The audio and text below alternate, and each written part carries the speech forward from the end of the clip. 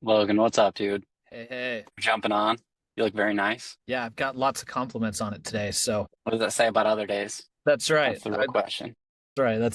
That's the question. Okay, man, I'm excited. I'm excited to jump in. We'll give it a minute or two, let some people trickle in. But as always, overview, I talk through the conversion products that he's built, why he's built them, what people are using them for, what results they're getting, and then what he's got on the horizon, what's coming up next. And so excited to kind of dive through everything for a little bit of additional context on Logan. And Logan, feel free to add to this. I'll push over to you in a second. But Logan heads up our conversion products over here, GM over conversions. He's been here for, I don't know, what do you got now? 14, 15 months, over a year. Yeah, something like that. Yep. Yep. So been here for a while, growing a lot of products for us, and very excited about what he has on the horizon. So I think we're going to jump into some great stuff. If you do have questions during what we're talking about or want clarification on anything, the Q&A down at the bottom in the Zoom is going to be the best way for us to get that. So if you have a question, want us to dive a little bit deeper onto something, put something in the chat, and the Q&A will either answer real time or type out a response and get something to you. So with that, we will jump in. Logan, give us, I guess, just a brief background on yourself, what got you over to Redo, and then we'll jump into Conversion Cloud stuff. Yeah, thanks, Brandon. So yeah, my name is Logan Nickel. I'm a GM here at Redo over the conversion cloud conversion area. So hopefully after our conversation today, it's everybody's favorite area of Redo with what we've got going on here. I started my career actually in the automotive industry. I was a customer success manager. I got into product from there. So I've kind of, my career from then on has really been all about building products that people love to use and interact with every single day. I was in the fintech space for a little bit. I'm working on some expense management, credit card solutions with Divvy. And then, yeah, I've been over here at Redo for about the last year and a half, helping build pretty much our kind of personalization and conversion cloud of products here. So excited to be here, and I've loved working with our customers, loved learning the ropes of ecom, and there definitely is a lot of really great opportunities that are out there. Yep, amazing. As all the GMs, you're having frequent conversations with customers and have done so since your probably hire date here at Redo. And part of that has been what's pushed you towards conversion as the solution that you're building. So walk us through some of the conversations or pain points that you were frequently hearing from customers and what kind of pushed you towards your specific conversion product. Yeah, it's a great question. Really, yeah, since day one, I kept hearing kind of pretty consistent themes around the cost of acquisition of customers going up and increasing. The prices have just continued to rise, and conversion has stayed pretty flat. So, all the real benchmarks, all the real valuable data points that merchants are tracking, they've all kind of stayed relatively flat despite their costs going up. And so they're really starting to feel the squeeze there. And there's been a lack of tools and lack of capabilities out there to address it. And the answer of like, let's just go buy more ads, let's just go acquire more customers, that's not going to work in the long run. And so I've been hearing that pretty consistently with our merchants. The other thing I've heard as part of that, it's very similar, is the lack of personalization. I think in ecom, I think personalization has probably been talked about since inception. And I don't know if anyone's quite cracked it. I think there's little point solutions that have done portions of it. There's things that have been done in some places, but there's not a great universal platform that really helps personalize the experience for the customer, no matter who they are. And I just refuse to live in a world where we can't do that and we can't accomplish that. And I can't be treated on the website the same way that I'm treated when I walk into a store. And I think there's a big desire there. There's a lot of hope and ambition that merchants have to try to, bring those costs down, to acquire more customers more efficiently.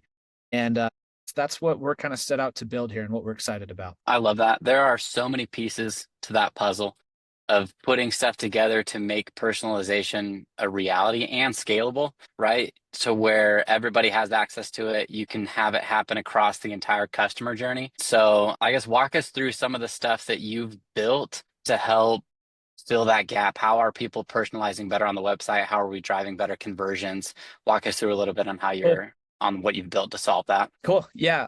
When we kind of set out to solve this problem, we had heard enough that we knew this is a problem worth solving, and we could bring a lot of value to our merchants. We looked at what that customer journey looks like. And we looked at the full funnel, and we saw so much time and energy and effort spent at the top of that funnel. So whether it's buying more ads, whether it's getting more efficient with their ad spend, to like landing pages, to different optimizations, price testing, content testing, all of those things were all happening pretty high up in the funnel. And we actually saw this big gap further down in the funnel between the cart and the checkout itself. And we started to really understand this problem even more when we looked at the abandon rates between cart and checkout. And there's really a lack of tools and a lack of capabilities that exist in the market today. And so that's what we've started to hone in on, and where we've started to build out. There's great flows that people build for abandoned carts. There's great tools that are being built there. I know Jared and our marketing team are building some great stuff with our AI cart abandonment tools. But then once customers get to checkout, most merchants were left without any capabilities there. And so despite the fact that they've spent all this money, they've optimized the entire journey to get that customer to check out, there's really nothing left for them to do, and no tools that existed for them within checkout itself. So that was really an area of opportunity that we saw. And then I think where the real insight that came was, well, what has changed between that cart and that checkout experience? Really, the biggest influence, the biggest change that's happened is actually the shipping options and the shipping prices that are shown there. Interesting. And it's been a huge it's a big cost for merchants. So getting it right is hugely important. And then studies after studies have shown that the shipping prices and the options that are shown there have a huge influence on conversion. So we've gone down a path where we can actually optimize those options and make sure that we're showing the right prices to the right customers that really generate additional revenue and checkout for that merchant. So to get more specific, what we've actually found and been able to do is we can target and segment customers once they hit that checkout, and then we can personalize the shipping offer to them with that segmentation we can do. Could you show us? Yeah. I think one thing, as a consumer myself, right? I think I always hesitate if I add something to cart, and then I know when I go to that next step, the first thing that I look at is like, okay, what am I going to have to pay on top of what I had already justified as the cost of the product on top of that to then go and complete the purchase? And so very real and a very common pain, I think that I've felt. And so curious to see how you're solving it. Yeah, great question. So really what it comes down is we've broken down your traffic. This is Lane 201. This is one of our merchants that they've been on us for about 6 months now, and we've been able to drive a lot of success, a lot of value for them through our tools. But really, it comes down to getting those segments of customers and then optimizing the shipping options and prices to those segments. So in this example, you'll see here, we've actually gone in and we've broken out the performance to these specific segments. So how many visits did we see that were first timers versus return customers? What did the AOV look like? What did the conversion rate look like? What did early week versus before the week look like? These are all data points that we're tracking and we're analyzing, and then we're coming up with strategies with the merchant themselves to try to address those things. And so in this case with Lane 201, we actually saw first-time customers as a really unique and really advantageous opportunity for us. So we actually went in and built out a number of different options for them. So you'll see here, we actually have a logic tree that actually will go in, determine what their order count is, and then send them down a specific path that we've built for that customer. In this case, we chose a 50% markdown for those first-time customers, and we're able to see pretty fantastic results here. So I'll go ahead and show you that in just a moment here. And really what we found with this test in particular was that those first-time customers, especially below the free shipping threshold, those were the most price-sensitive customers. As you can imagine, if you're below $70 as far as order value goes, an $8, $9, or $10 shipping option, that's going to have a big impact on your sensitivity to convert, your willingness to convert there. And so we found, we went and actually started a test, and we said, hey, let's do a 100% markdown for those customers. And then let's also try out a 50% markdown with a strike through. So we're going to show them that we're giving them a dynamic price and a discounted price, and let's see what happens. Interestingly enough, with this test, the markdown actually worked better than the full 100% markdown. And really what we found was like customers felt like they were getting more value because we merchandise it as a 50% discount. They saw the strike through. And so that's ultimately what led them to convert at a little bit higher rate here. I guess the next part of that is like once you extrapolate those wins to all of their first time customers, which is what we've now done, that's $175,000 impact we've had on their bottom line because of this optimization that we've done here. That's very interesting. And the fact that it can worked on two sides, right? We're looking at the impact on conversion rate. Yep. And we're also looking at the ability for us to generate profit, right? So instead of offering free shipping, which is a tough cost to eat as a merchant, if you can offer 50% off but still acquire customers at a higher rate, then your margin isn't hit quite as hard. You're still able to drive revenue and you also get additional customers. And so I think having that segmented reporting is very interesting to look at. And then just like learnings, I guess, on price sensitivity for the rest of your marketing campaigns as well. That's right. And to just kind of further, share some detail there. Not only do we track, these segments overall, but within this specific test, we also will do some segment analysis and tracking here. So, a good example is before weekend checkouts. We see more revenue per checkout visitor for that cohort of customers versus your weekend customers or versus your weekday customers, excuse me. And so now there's another opportunity for us to go optimize just for the time of week in which the customer is buying.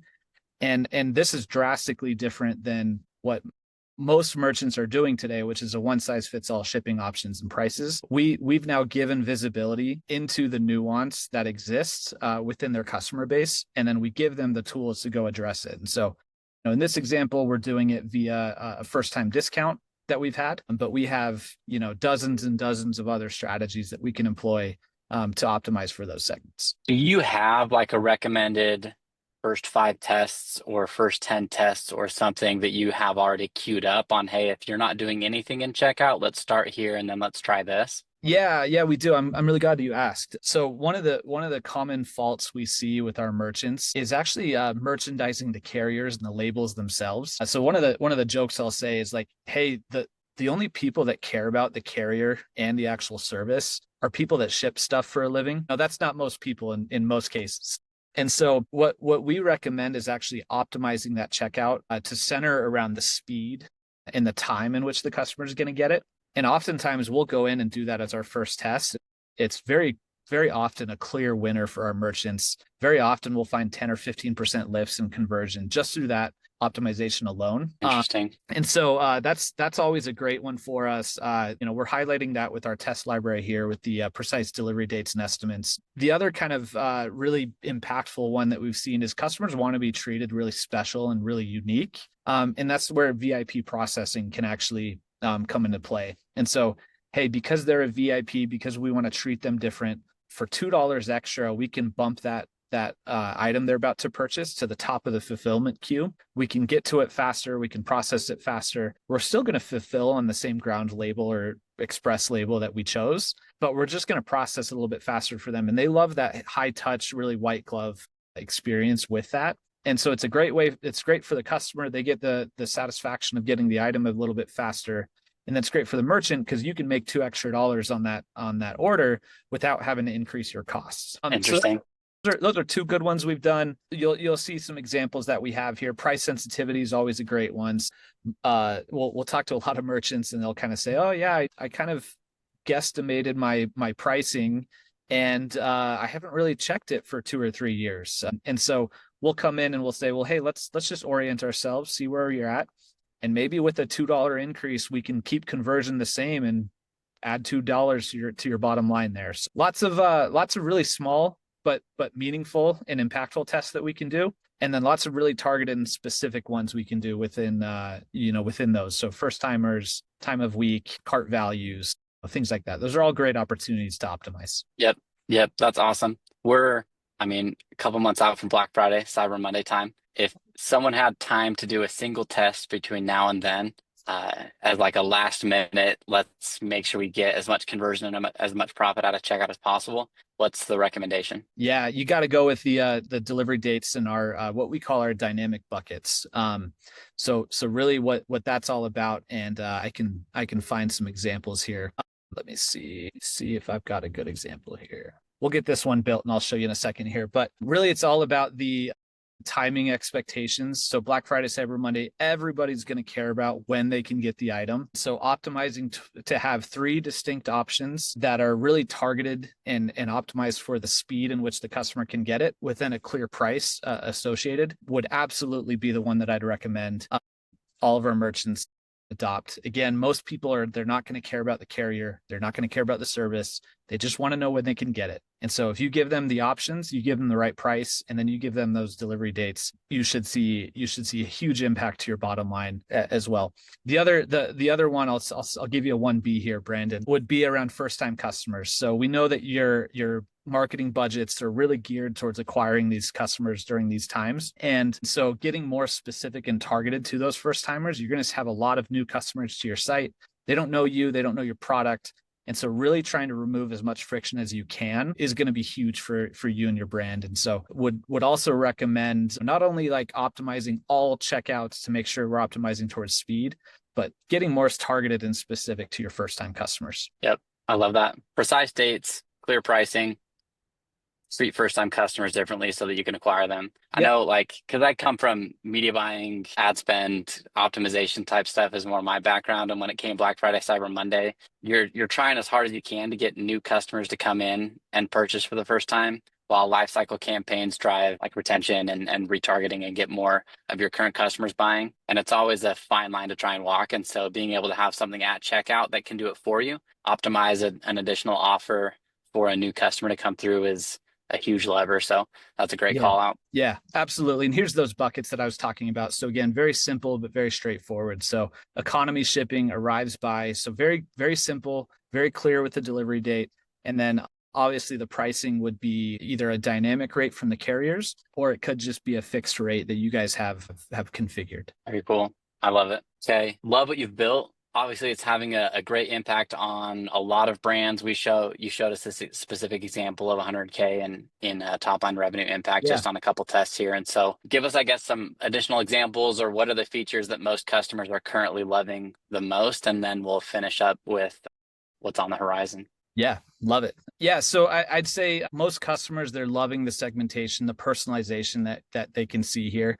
I was talking to a merchant just the other day, and he said something that really resonated. He's like, I'm a firm believer that you should treat your fresh faces different than your returning faces. And there's another example that I've heard of, when you walk into a restaurant and it's your first time in the restaurant, oftentimes they'll put a red napkin on your table. And so that's where everyone knows in the restaurant that this is a first time customer. This is their first time at the restaurant. So let's treat them different. And so a ton of our merchants are loving the opportunity to just convert more of those first time customers, knowing they've got a great product and they've got a great service that's going to get them back later in the day. So I'd say our customers are loving that. They're loving our dynamic buckets and shipping options that we show here. And then one we haven't talked about quite yet, but is actually just another really simple, really impactful opportunity for merchants, especially coming into Black Friday, Cyber Monday, is actually our post-purchase upsell pages. So this is Nani Swimwear. They're on both our checkout tool and our post-purchase tool. And, we've been able to generate about $1,200 for them in the last month or so, just through offering some dynamic offers within the post-purchase, flow. And so this is great. You've already acquired the customer. They've already got an order on the way.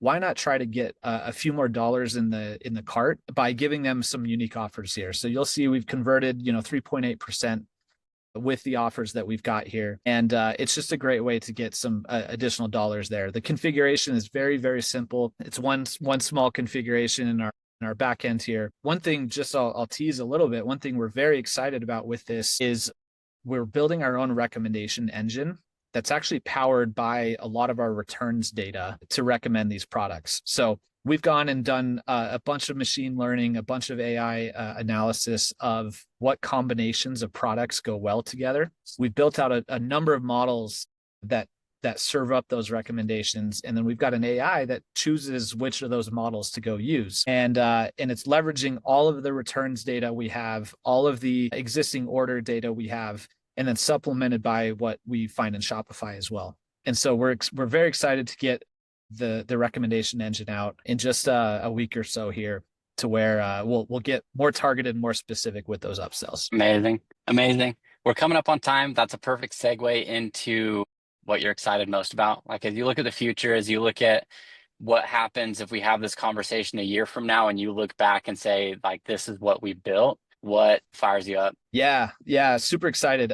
So I'll share kind of one of the ones we're most excited about, and then maybe I'll tease one other one here. But really, it's our AI pricing agent that we have. So you heard me talk about earlier around the most merchants don't really understand or have their shipping options priced optimally. So they're either losing opportunity, they're losing money that they could be generating because they're not marking up the label enough, or they're losing money because they're not charging enough and they're too worried about conversion. And we've got our segments, we've got our tool that actually like helps give you insight there. The problem though is you still have to run A/B tests. You still have to go in and have a hypothesis and then set up a test, run a test, conclude the test to figure out if you found a combination of price and options that works. So the insight that we had as well, what if there's a tool that we could build that would do all that work for you? And so that's what we're currently working on. We're hoping to have this ready before Black Friday, Cyber Monday. And it's actually a machine learning model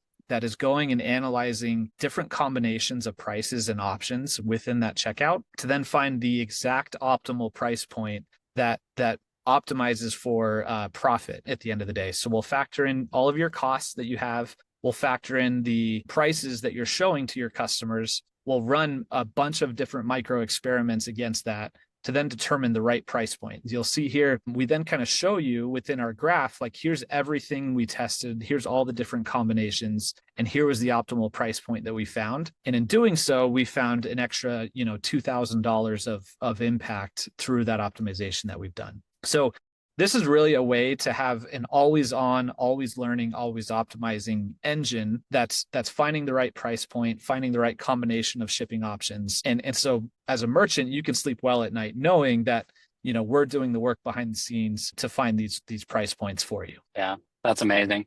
And that's another step towards just personalization at scale, right? Each person seeing the right price point based off of an AI that's always getting better and always understanding more about the end user to be able to service the right price at the right time for the highest probable conversion. So very cool. Very cool. I love it. Was anything else that you wanted to touch on real quick before we wrap up? Yeah, we'll just do one quick teaser here as well. So we've obviously started within checkout, and there's tons and tons of opportunity there. So we've got plenty of roadmap and plenty of ideas to work through there. We also know it's only one small part of that funnel. And so there's other ideas and other opportunities that we have. So this dashboard is really trying to give you insight into where those opportunities exist. And so you don't have to go find an agency to tell you this. You don't have to go pour through a bunch of data yourself to try to triangulate where the opportunities lie. We want to bring those opportunities to you.